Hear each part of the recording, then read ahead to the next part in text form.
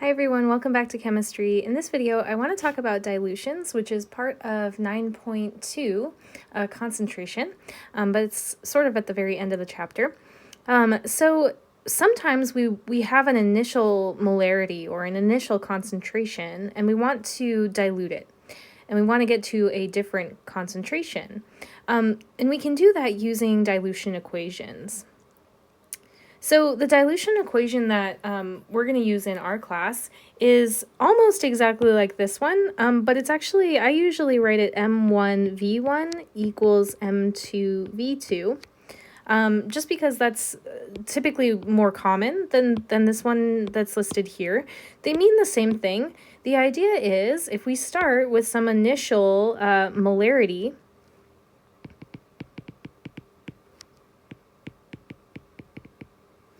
and an initial volume of our solution, and we want to dilute it, we can set that equal to our final molarity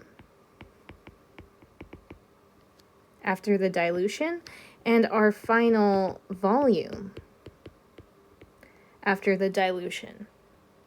Now, this equation, you don't need to memorize it. It'll be given on an exam, but it will look like the one on the right that I've highlighted rather than this one on the left.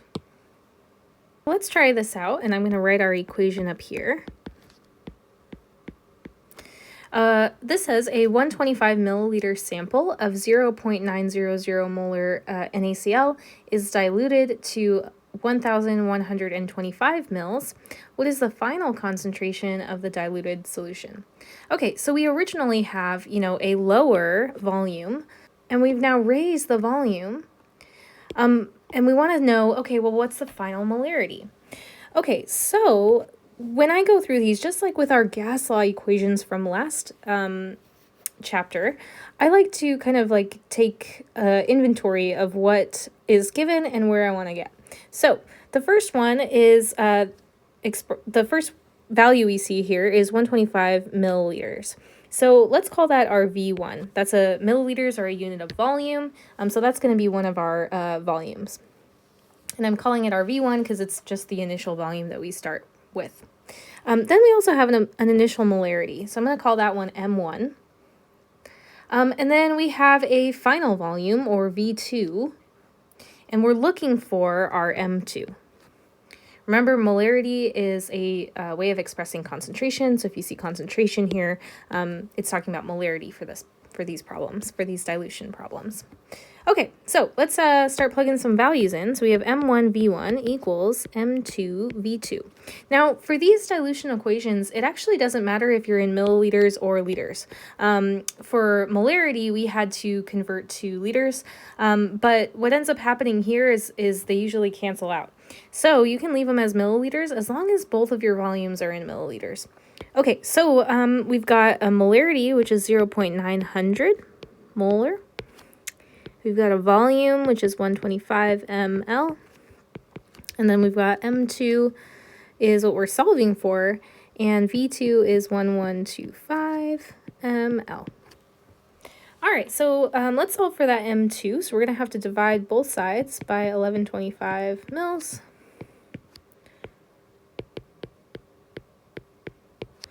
And we can cancel that out on both sides, on the right side. And that's going to give us 0.1 molar, right? Those milliliters cancel out, and we're left with molarity. Okay, so that is our final molarity. So we've diluted the solution. We're going to have a lower molarity. And so this number makes sense, right? 0.9 versus 0.1. 0.1 is smaller, and that's because we've diluted our solution.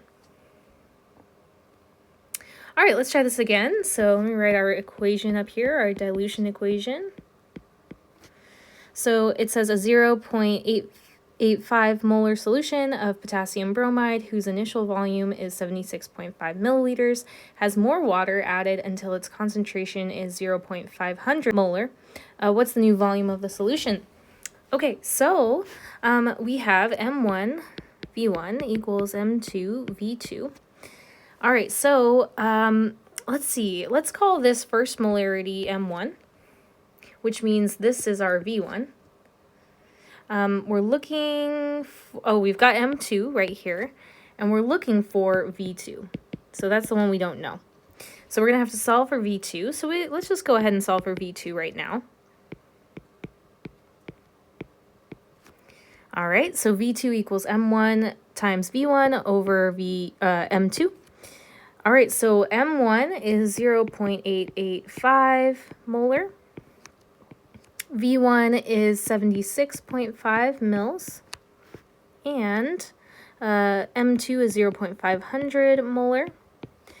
Those units cancel out, boom, boom. And we're left with milliliters, which is great because we wanted a unit of volume. So 0.885 times 76.5 divided by 0.5 is 135. We'll go 3 sig figs, and that's our final answer. So our final volume, our new volume after we've diluted this solution is 135 milliliters. All right, so for the second part of this video, I want to talk about some different properties of solutions and the dissolution process, or when things dissolve. How does that actually happen? So in order to talk about how things dissolve, we need to talk about electrolytes. So when we have an ionic compound that we put into water, what ends up happening is those ions end up being surrounded by those water molecules, and they end up kind of dissociating, which means splitting up. And this is how things actually dissolve. And so what happens when these ionic compounds dissociate in water is we find that they actually conduct electricity. And we call these soluble ionic compounds electrolytes. Now, many ionic compounds dissociate completely, so they split up completely. So when we throw NaCl into water, that's what NaCl is right here, and these are water molecules. And when we put NaCl in water, what ends up happening is our sodiums and chlorines, our sodium ions and our chlorine ions end up dissociating completely, and they get surrounded by water. So any ionic compound that dissociates completely is called a strong electrolyte. A strong electrolyte. Now, some compounds dissolve, but they only dissociate partially. So we can put them in water and they kind of dissociate, but they're not super conductive because they don't fully dissociate. So for instance, something that's like an ionic compound, something like potassium chloride, shown here.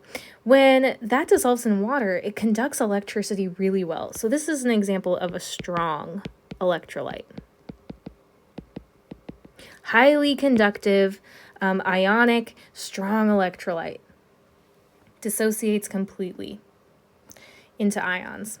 This is different from a weak electrolyte, something like acetic acid solution. Now, when we throw acetic acid solution in water, it doesn't dissociate completely. It does a little bit, but not super well. And so it is going to light up this light bulb. It's sort of conductive, but it's definitely not as bright as our strong electrolyte. So that one, even though it's an electrolyte, we would call it a weak electrolyte because it's not as strong as our ionic compounds that are going to dissociate completely. And then you have on the very other end of the spectrum, you've got non-electrolytes. And that's something like ethanol. Ethanol, when we put it in water, there is no conductivity. We actually don't see that the atoms in our ethanol actually dissociate at all. And so they aren't conductive. They're not going to conduct electricity, and you're not going to get a light bulb to light up. So any compound that breaks up completely or dissociates completely in water is going to have high conductivity. It's going to be a strong electrolyte. Anything that dissolves slightly, right? You can see some of these have broken up into individual ions, and the other two are stuck as molecules. So it partially dissociates. That's going to be a weak electrolyte.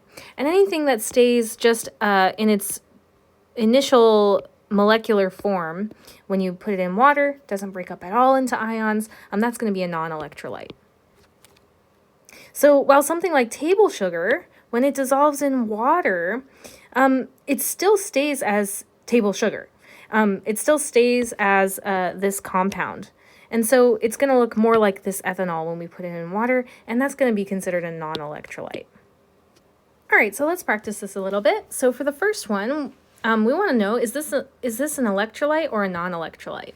Notice I haven't included any comparison between weak or strong electrolytes. Just, is it an electrolyte or is it a non-electrolyte? So something like KBr, that's an ionic compound, potassium bromide, right? So when we throw that in water, it is going to break up completely, and that would be considered an electrolyte. Now, C6H6 is a non-polar molecule. When we put it in water, it's not going to dissociate because it's not going to dissolve. So that one's going to be a non-electrolyte. Br2 is the same idea. When we put that in water, it's a non-polar molecule. It's not going to want to break up into individual ions. It's going to want to stick together, and it's going to be a non-electrolyte. So there is a little bit of a pattern here. For things that are really polar, they're typically electrolytes. And for things that are non-polar, they're going to be non-electrolytes. Of course, there are lots of stuff that doesn't fall into either of those categories, and they're kind of in the middle, and that's where probably weak electrolytes come in. But we can make some predictions based on some very polar or very non-polar molecules.